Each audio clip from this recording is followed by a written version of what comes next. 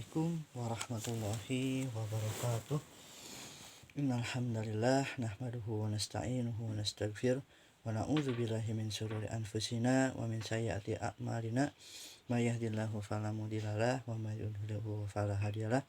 Asyhadu an la ilaha illallah wahdahu la syarikalah wa asyhadu anna Muhammadan abduhu wa rasuluh allazi la nabiyya ba'dah. Amma ba'd.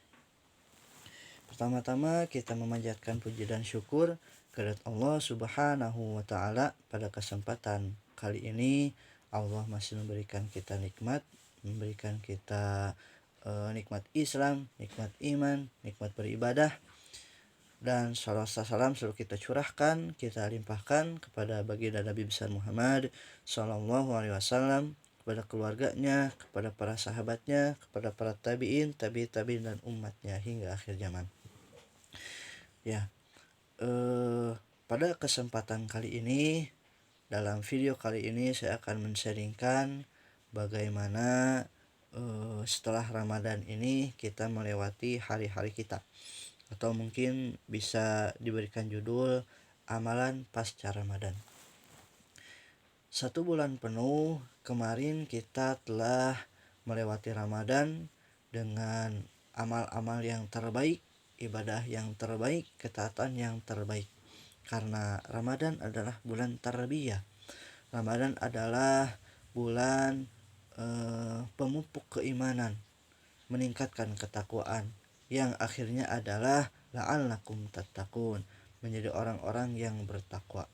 Takwa simpelnya adalah menjalankan perintah Allah dan berusaha untuk menjauhi segala apa-apa yang dilarang oleh Allah. Mungkin kita di bulan Ramadan banyak sekali amalan yang sudah dilakukan. Nah, Ramadan ini berhasil atau tidaknya tidak cukup kita hanya melihatnya di bulan Ramadan saja. Tapi keberhasilan bulan Ramadan yang kita sebulan penuh di dalamnya untuk berlatih, untuk riyadhah, untuk mengamalkan amalan-amalan yang terbaik adalah pasca Ramadan, 11 bulan setelah Ramadan. Yang pertama, amalan yang harus tetap kita kuatkan, harus tetap kita lakukan adalah baca Al-Quran dan pelajari. Ya, dalam hadis disebutkan khairukum man ta'allama Al-Quran wa 'allama. Sebaik-baik orang adalah yang belajar dan mengajarkan Al-Quran. Maka kita paksakan diri, walaupun memang kita berhadapan dengan kesibukan, walaupun memang kita berhadapan dengan kemalasan, kita paksakan diri untuk belajar Al-Quran. Kita baca Al-Quran, kita baca terjemahnya, kita pahami yang ada di dalamnya, kita amalkan dalam kehidupan keseharian. Kita mengetahui bahwa Al-Quran ini adalah hudan, petunjuk bagi orang-orang yang ingin dia selamat ke tujuan yang sudah dia ketahui. Ya, kita di dunia bagi seorang mukmin maka mengetahui bersama bahwa tugas kita di hidup di dunia ini bukan hanya main-main, bukan hanya kita itu menikmati dunia. Tapi Allah berfirman, a'udzubillahi minasyaitonirrajim, wa ma khalaqatul jinna wal insa illa liya'budun.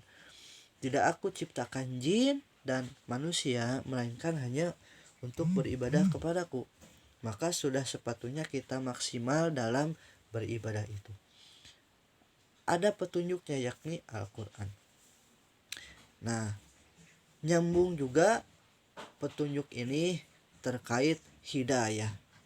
Hidayah ini adalah memang hak prerogatif Allah. 100% Allah yang maha mengatur, Allah yang maha berkehendak.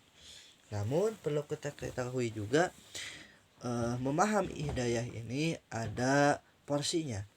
Yang pertama ada porsi terkait keimanan, kita hanya perlu beriman. Nah, terus yang kedua ada porsi amalan. keimanan misalnya memang itu hak prerogatif Allah.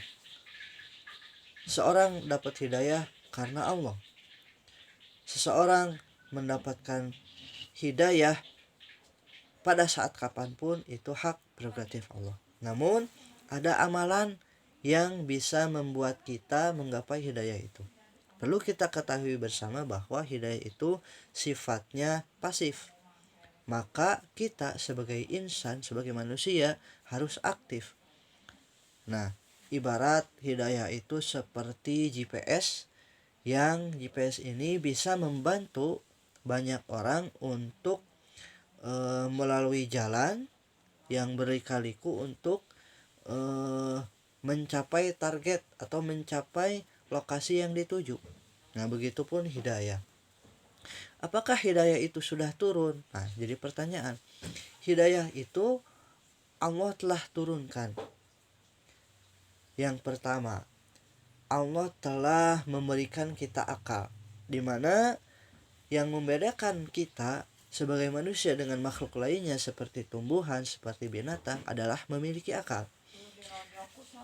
Ada binatang, ada misalnya kucing, memiliki hawa nafsu tapi tidak memiliki akal. Maka ketika kucing berkeinginan kepada lawannya atau lawan jenisnya, kucing betina, maka tidak malu, tidak melihat siapapun langsung karena tidak memiliki akal. Namun manusia memiliki akal. Bagaimana dia memanage kehidupannya, bagaimana dia memanage hawa nafsunya, bagaimana dia mengatur setiap waktu yang dia lalui. Nah, akal ini berguna untuk membedakan yang hak dan yang batil, yang benar dan yang salah. Ukuran benar adalah Al-Quran dan Rasulullah, ya.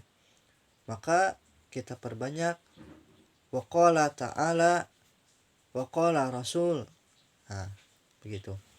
Dan ukuran salah atau maksiat adalah ketika kita melakukannya hati kita menolak. Ketika kita melakukan kemaksiatan tidak ingin dilihat oleh orang lain. Nah, maka kembali pertama tadi, bacalah Al-Quran, pelajari, pahami, dan amalkan. Karena Al-Quran sebagai petunjuk, ya. Masih banyak nama-nama lain. Salah satunya baca Al-Quran ini sebagai syifa, sebagai obat. Obat bagi hati yang berpenyakit. Ada iri, ada dengki, ada hasad. Kita boleh iri, kita boleh dengki, tapi harus tahu ilmunya. Kita boleh dengki ketika seorang beramal dengan ikhlas karena Allah. Nah, kita ingin mengikuti. Gitu ya. Nah, itu asy-syifa. Al-Quran sebagai syifa, sebagai obat, sebagai penyakit hati, penyakit yang lahir ataupun batin, zahir dan batin. Nah, yang kedua, amalan pasca Ramadan yang pada saat Ramadan kita kerjakan adalah qiyamul lail atau salat tarawih. Maka setelah Ramadan, qiyamul lail ini jangan sampai hilang, karena qiyamul lail ini salah satunya adalah meningkatkan derajat kita di sisi Allah. Qiyamul lail ini salat tahajud. Nah, tahajud ini boleh sepertiga awal, sepertiga tengah-tengah, sepertiga akhir. Dimana ketika waktu tahajud ini sepertiga malam terakhir, Allah turun ke langit dunia. Allah mengabulkan permintaan hambanya. Maka Allah mengatakan, fa inni qarib, sungguhnya aku dekat.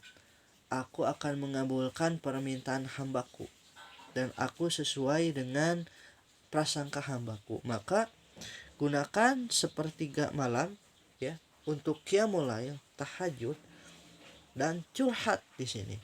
Apapun permasalahan kita. Mungkin kita pernah bertemu atau kenal atau bahkan dekat dengan seorang yang disebut berkah. Ketika kita bertemu dengan seorang berkah ini, tidak ada di wajahnya melainkan senyum, tidak ada di wajahnya melainkan berseri. Ketika kita curhat padanya, hanya solusi yang keluar dari mulutnya. Apakah seorang berkah ini tidak ada masalah? Ya tentu saja ada. Tapi masalahnya dia adukan kepada Allah, dia curhatkan kepada Allah. Mungkin salah satunya di sepertiga malam ini. Karena kan setiap manusia pasti mengalami sedih, kecewa, merana. Namun bagi seorang yang beriman, dia menggunakan waktunya ketika sedih, dia langsung curhat kepada Allah. Karena solusi hanya ada pada Allah. Di sepertiga malam ini memintalah kepada Allah, ya. Kita setiap hari membaca surat Al-Fatihah. Iyyaka na'budu wa iyyaka nasta'in. Hanya kepada Engkaulah kami menyembah dan hanya kepada Engkaulah kami mohon pertolongan. Ini adalah ikrar. Bagaimana sikap kita dengan memahami bacaan yang setiap hari dibaca, yang setiap hari diminta. Hanya kepada Allah menyembah dan hanya kepada Allah mohon pertolongan. Kita memiliki cita-cita, kita memiliki keinginan, mungkin yang jomblo. Nah, yang jomblo mungkin akan menikah, maka mintalah kepada Allah, ya. Jangan minta kepada manusia, ya. Allah menjelaskan di dalam surat Al-Ikhlas, Allahus Samad, Allah tempat bergantung. Nah, maka gantungkan apapun yang kita inginkan, apapun yang kita cita-citakan kepada Allah. Karena tidak ada yang tidak mungkin. Kun fayakun. Ketika Allah berkehendak, maka akan terjadi, ya. Nah, itu yang kedua, amalan setelah Ramadan atau amalan pasca Ramadan. Yang pertama baca Al-Quran dan pelajari. Yang kedua sholat qiyamul lail.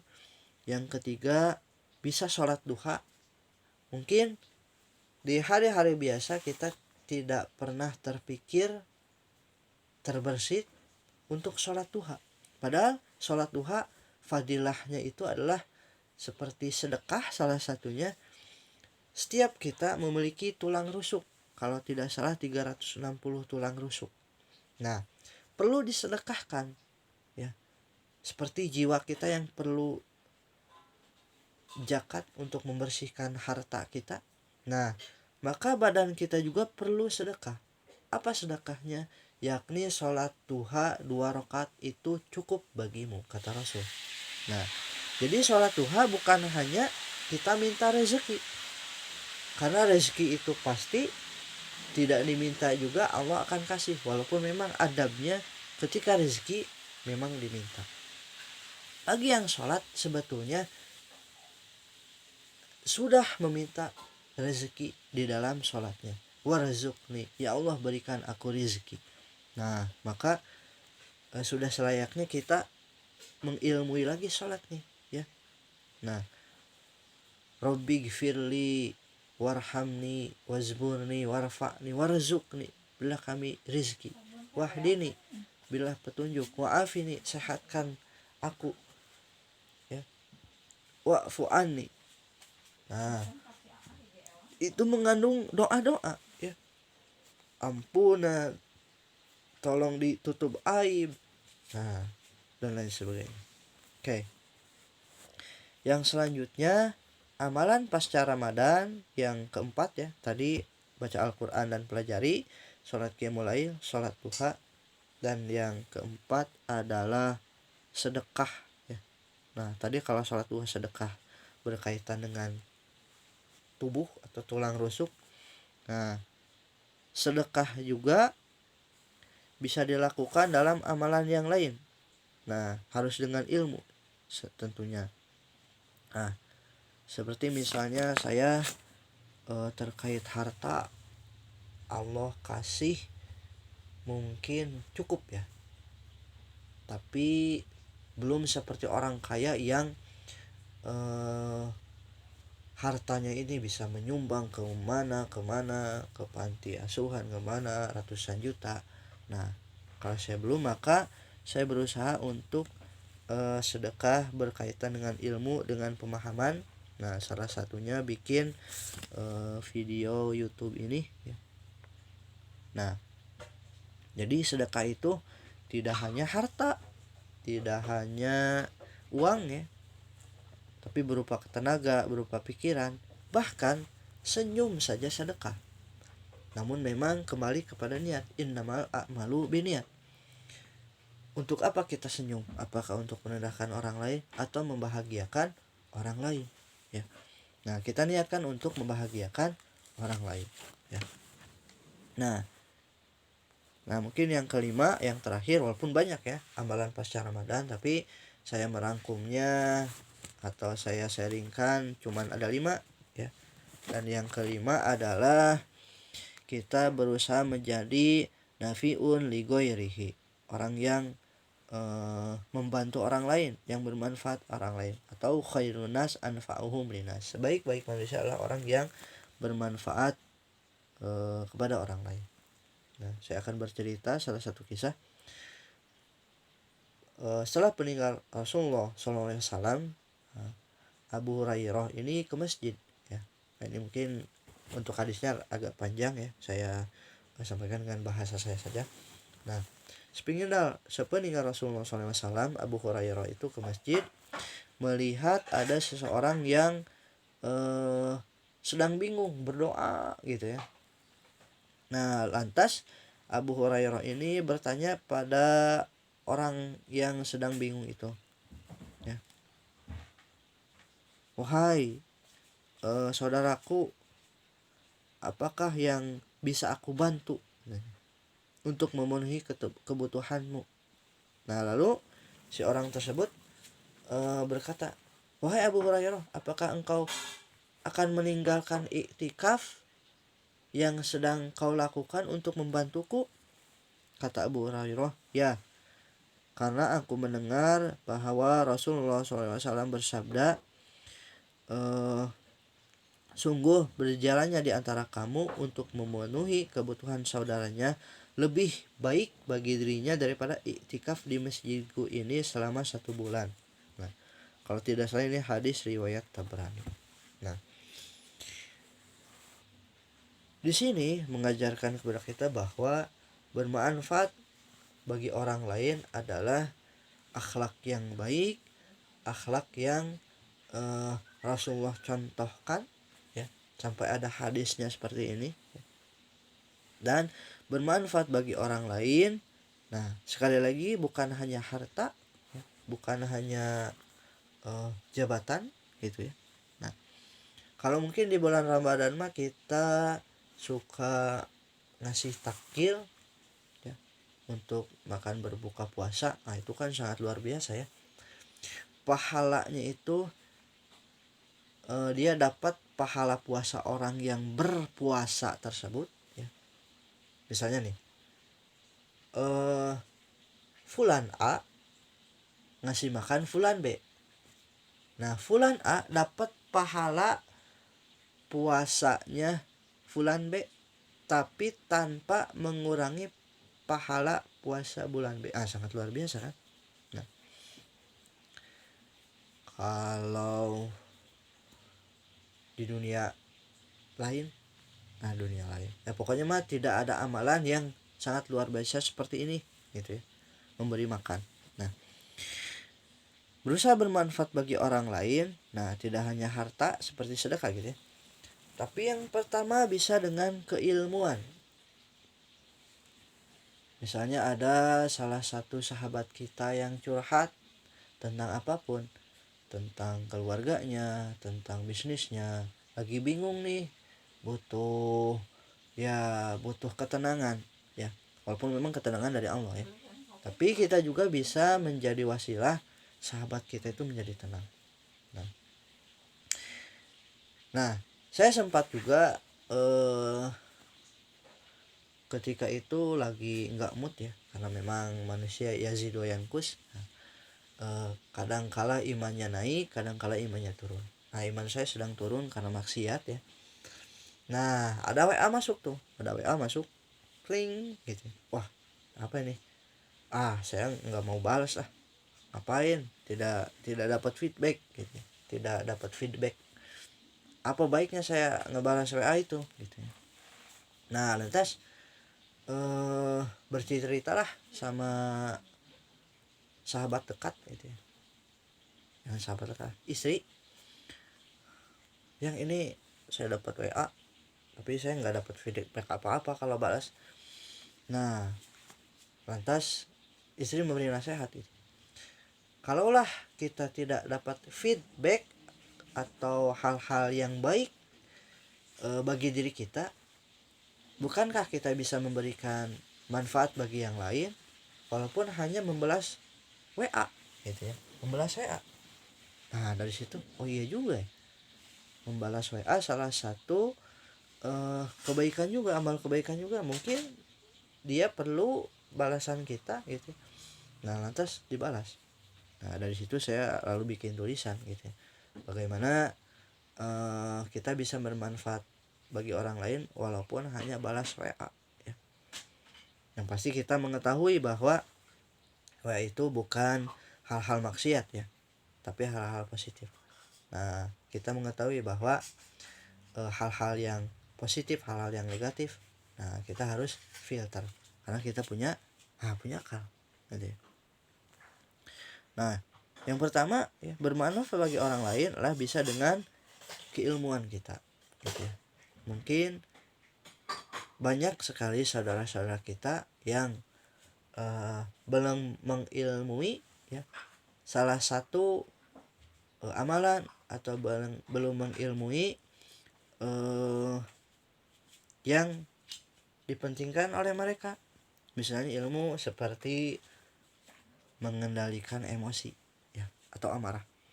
Walaupun memang bukan berarti saya sudah bisa mengendalikan emosi saya gitu ya, tapi masih berusaha. Misalnya emosi. Ketika kita menyampaikan nasihat kepada orang lain, misalnya orang terdekat kita, kita tidak bisa pakai emosi kita. Misalnya adik kita salah nih, mana teh salah tong gitu belagu mana. Oh ketika bahasa itu yang disampaikan kepada orang terdekat kita, misalnya adik, itu akan sakit hati, nasihatnya tidak akan sampai ya, tapi malah menjadi sakit hati, dendam, dengki gitu ya. Nah maka fabima rahmati minallahi lintalahum. Nah jadi sampaikanlah dengan santun, dengan lembut gitu ya.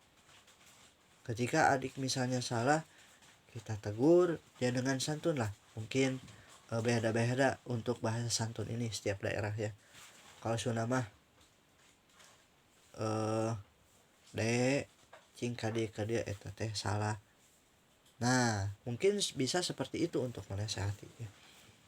Nah, jadi tidak dengan bahasa yang spontan, kasar gitu ya, tapi harus dengan kesantunan. Nah itu memberikan nasihat kepada adik kita atau siapapun orang yang terdekat dengan kita ya. Bukan berarti saya juga sudah ya, masih berusaha gitu ya. Maka perlu pengendalian diri. Nah, itu ilmu ya. Yang kedua bisa dengan harta ya. Kita infak ya, kita membantu orang, misalnya ada yang butuh nih teman kita mau nikah gitu ya.